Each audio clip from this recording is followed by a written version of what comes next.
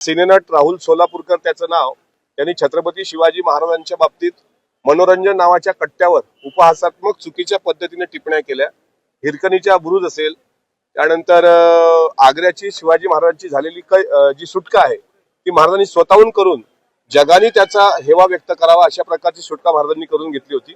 यामध्ये त्यांनी वापरलेला लाच शब्द असेल आणि अशा प्रकारे छत्रपती शिवाजी महाराजांची त्यांच्या एकूण व्यक्तिमत्वाची अवहेलना राहुल सोलापूरकर यांनी केली असल्यामुळे त्याच्यावर देशद्रोहाचा गुन्हा दाखल करावा, अन्यथा मी स्वतः विधिमंडळामध्ये यावर कठोर कारवाई व्हावी आणि कठोर शासन व्हावं, कठोर कायदा व्हावा याची मागणी माननीय राज्यपाल महोदयांकडे करणार। त्या बाबतीत मी तसं त्यांना पत्र दिलेलं आहे, त्यांनी ते मान्य पण केलं। रात्रीला दारू पिऊन माफी मागणं आणि त्या दिलगिरी व्यक्त करणं हे जरी प्रकार सोलापूरकरने केले असतील तरी छत्रपती शिवाजी महाराजांबद्दल त्याने केलेला अनादर हा एक शिवप्रेमी म्हणून सहन करण्यासारखा नाही।